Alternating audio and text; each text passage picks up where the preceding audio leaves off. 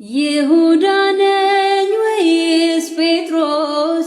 ሐሙስ ማታ እኔ ማን ነኝ?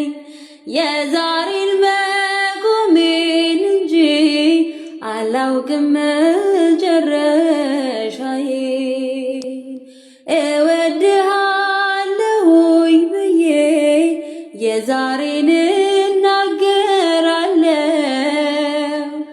አላውቅህም እንዳልልህ ስለ ነገ ግን ፈራለሁ።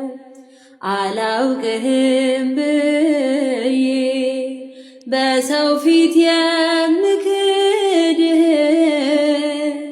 ለጠላት አንስቼ አሳልፌ ምሰጥህ